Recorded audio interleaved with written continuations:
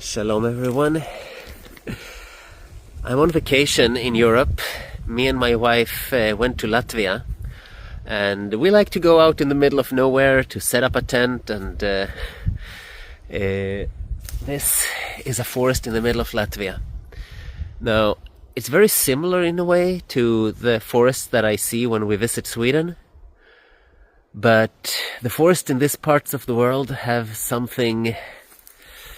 They have a dark secret. They look very innocent, they look nice, they look like nature. But these forests are places where hundreds and thousands of my people were murdered. These are places where Jewish partisans were hiding from the Nazis. This is where they fought against them.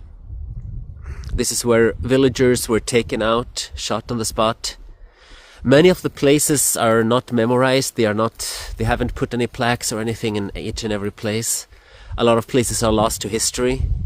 When walking in the forests here, you just can't know what is here, what happened here, what was here. We don't know. So that sort of brings a lot of, I don't know. It's a more sobering thought walking through these forests.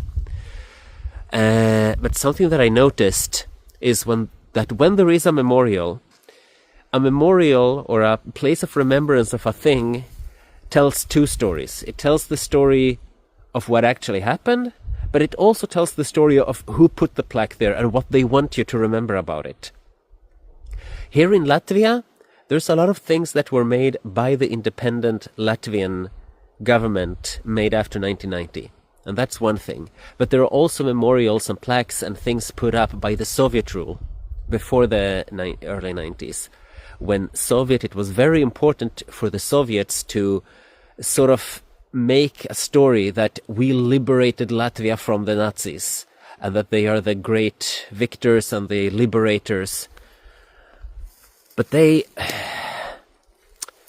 tried to tone down the Jewishness of the Holocaust as much as possible. Now, we know not only Jews were murdered in the Holocaust, it was about 10 million civilians who were murdered. Out of them, 6 million were Jews. They were focusing on the Jews. They were going to take the Jews first, and then they took the others.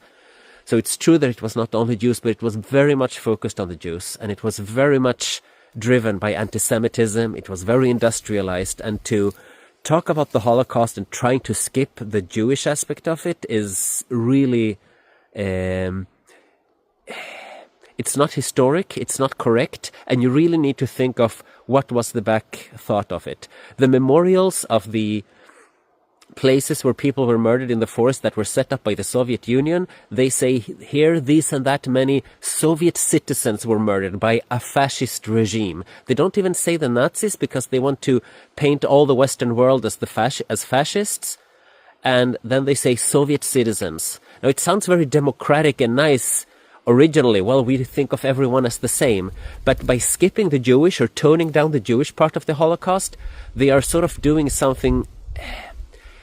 They are trying to show that, all racism is the same. And I sort of see the same thing coming up in Western Europe today. They have sort of fallen for the same Soviet propaganda, that all racisms are the same. They're not. Antisemitism is unique. It is very unique. It has changed its form. It comes from the left wing. It comes from the right wing. It comes from religious fundamentalists, from atheist fundamentalists.